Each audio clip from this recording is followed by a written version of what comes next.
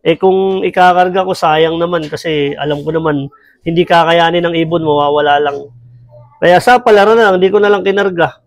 Eh kaso, nung Palo Leyte, walang nag-clock, eh leading siya. O, di first overall.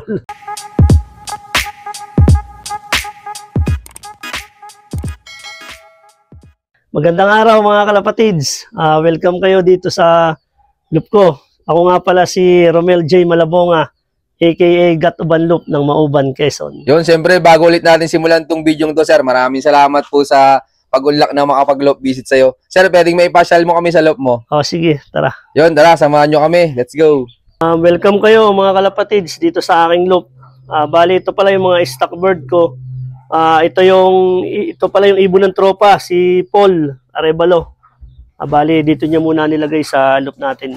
Pinagkatiwala sa'yo, sir. Oo. Ito, unang station ito, mga stock ito, young bird pa ito. Ito mga kalapatids. Mga inbreed. Bali, ito naman, narito yung mga stock ko ito yung mga personal breeder ko na. Ito na yung mga pangmatindihang ibon ni sir, mga kalapatids. Halos kalamihan dito, producer, winner, and then nasa na yung producer ko ng first overall. Ito pala. Kasi Kanor. Ito pala si Mang Kanor. Isa ito sa winner ko, first overall champion South sa SLFU, Old Bird category. Ito mga kalapatids. So, anong bloodline nito, sir? Ito, ang nanay nito, Norbert Serin, di Paring Mel Mabuan.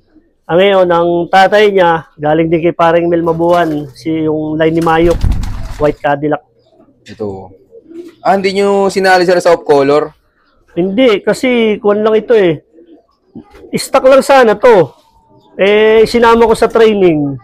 Maganda naman ang lipad niya, edi sinama ko na, sinali ko na. Eh, old bird kasi, old bird ang ring nito. Pero dapat young bird yan. Di, old bird talaga kasi pasoong ring nito, kumbaga last year pa. Pero yung edad ng ibon, young bird. Sayang, sir, ano? Sa bagay, pang-stock lang pala dapat kasi. Oo, kasi yung kapatid nito, yun ang nilaro ko. Hanggang derby yun, nawala sa derby. Sa toss nawala, hindi sa laban. O yun talaga kasi yung pagtutos talaga, sir, ano, talagang sapalaran. Oo, sapalaran eh. Tayabas lang ang toss ko nun, nawala. Hindi talaga. Samantalang kalbayog na siya galing. Wala. Yung aksidente talaga ng ibon, hindi maiwasan, sir, ano. Tapos tinan nyo mga kalapatid, so, kung alin pa yung pang-stock lang dapat, siya pang nanalo. Balilan pala yung entry mo nan, sir, simula nung first lap derby. 6 na ibon. Top entry ako sa SLFU at sa Mauban. Bali sa SLFU, ito ang nag-first. Tapos yung second overall ko, third overall, sa Kwanyon, dito sa Mauban. Bali kabig din ako nun sa, Survivor. Ayos din yung mga kalapatid, 3 ibon niya ang nanalo. Ano po palang mga nahakot ng ibon na to? Yun lang, sa first overall lang kasi, hindi ko nga to kasi nung pansin nun. Hindi ko ini-entry. Sa Old Bird lang, sa Survivor lang ito. Hakot din sa Survivor. Pero kamusta yan, sir? Simula nung first lap, nung inakarera nyo? Okay, consistent lang ang lipad niya. Hindi mabilis. 900 lang lagi ang speed nito. Pero consistent kahit super smash. Pahirapan yung karera nyo, sir? Ay, laging ismasan nun. Bawat lap, ismasan. Kaya ubusan talaga ng ibon. Halos lagi, 3 lang kaming nagkaklak sa isang lap. Ito mga kalapatid, ang tibay nito. Sayang to kung naisali ni sir sa off-color. Hakot din sana, sir, ano? Oo. Saan po pala last lap nyo nun, sir? Ang last lap namin, Palo Leyte. Hindi ko na ito naikarga ng Palo Leyte. Katbalogan lang kasi tumamlay na ito nun. Hindi na maganda ang kondisyon. Eh kung ikakarga ko, sayang naman kasi alam ko naman hindi kakayanin ng ibon, mawawala lang. Kaya sa palaran na lang, hindi ko na lang kinarga. Eh kaso, nung Palo Leyte, walang nag-clock, leading siya. O, di first overall. Ang galing, tingnan nyo mga kalapatid. Ang hirap na decision nun. Contender ka, tapos yung pag-iisipan mo kung ikakarga o hindi. Mas kinuha ko kasi mas importante sa akin yung ibon. Ikakarga ko nang alam kong mahihirapan siya, hindi siya makakauwi. Oo nga. Tingnan nyo mga kalapatids. Good decision yung ginawa ni Sir, oh. Tapos walang nag-clock. Tapos, siya pa rin ang champion. First overall. Naka-trophy na, meron pa, nandito pa yung ibon. Oo, narito yung winner natin. Ito mga kalapatid. So, Gagamitin ko tong breeder sa susunod na South season. hindi pa pala nasusubukan ni Sir pagdating sa breeding. Testingin ko na rin pala to ng North. Ngayong North, i-breed ko na rin to. Yan, abangan natin mga kalapatid yung mga anak nito. Metaline. Metaline. Tapos Sir, ikaw po pala, anong taon nag-start sa pagkakalapati? Ako, nag-start ako 2008. Gawa doon sa anak ko. Naingganyo lang ako. Sa pag-iibon, Sir? Oo. Ba't may alaga ng mga Tagalog? Oo, kung saan galing. Mga binibili lang 150, 200. Doon lang ako nag-umpisa hanggang sa ikinawa ko ng kulungan yung anak ko. Nausisa ako na lang nag-aalaga ng ibon.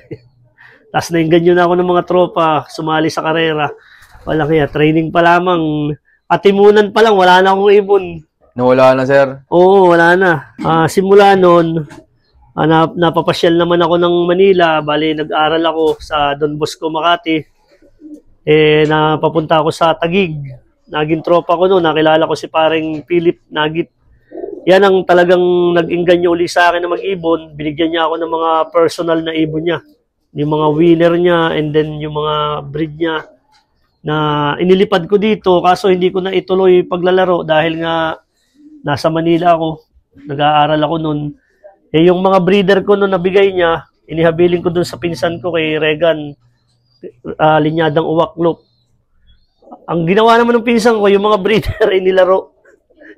Nung binabawi ko na, sakto, umuwi isa-isa, galing Kabanatuan.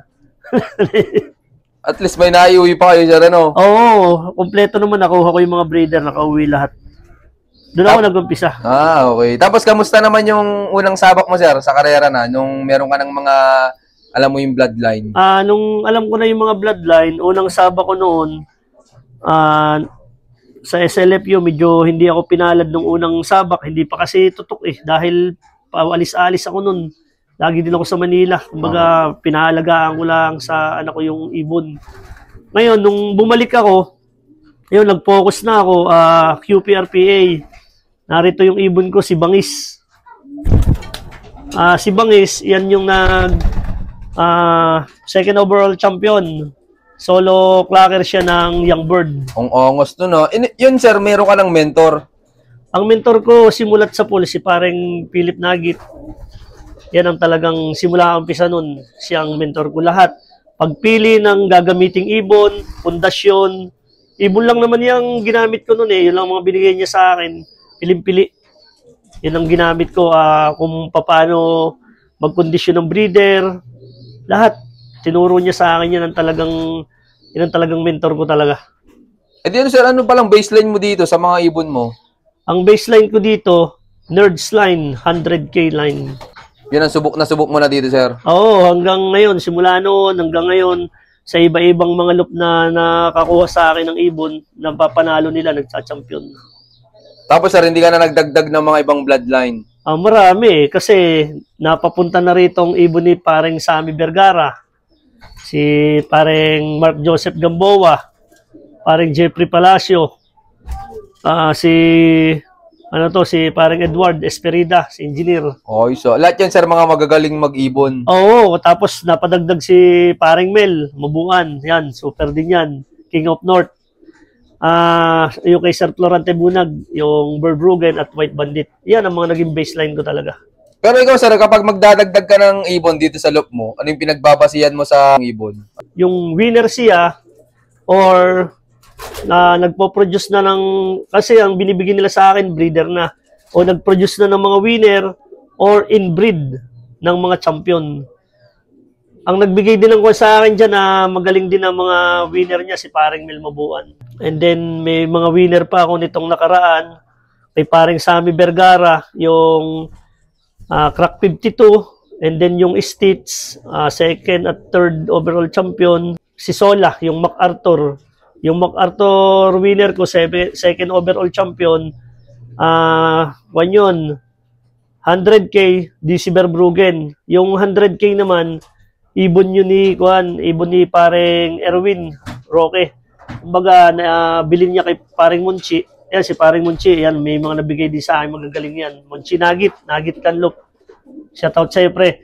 Yan, may mga kwan yan, may mga nabigay na maganda. Yung na-award ni pareng Erwin sa kanya na 100K line, yun ang nag-produce ng MacArthur champion ko. Ayos, tinan nyo mga kalapatis, may MacArthur Lakar na rin pala si Sir Jay. Nandito ba yung ibon na yun? Dito, andyan yun. Mamaya titingnan natin mga kalapatis yung MacArthur Lakar niya. Pating magulang nandito pa. Oo, nadito. Ayos, kompleto pa mga kalapatis. Ay, hindi ka pala nag-out sir ng mga winner mo? Nung una, nag-out ako ng mga winner ko. Nakaabang lagi dyan yung tropa eh. Yung isang seaman at isang nasa Singapore. May mga nakaantay palang buyer si sir. Kasi yung pagkukuha sila, yung winner talaga kinukuha ng mga yan. Saka yung mga inbreed.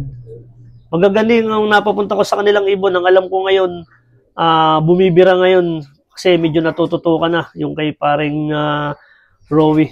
Kumbaga sir, kailangan hindi lang tayo umaasa sa bloodline, kailangan matutukan talaga yung ibon. Oo, siyempre, kung ang pagbabasehan mo lang yung bloodline, napakaraming magagaling na bloodline ng ibon ngayon. Maraming magagaling na panshare. Nagkakatalo lang kasi yan sa totoo lang, siguro para sa akin, yung tamang sistema, yung consistent, at saka yung talagang bloodline talaga na mahusay na proven talaga. Kahit anong panahon. Kahit yung ismas or hard race pa yan. Yun, maraming salamat sir.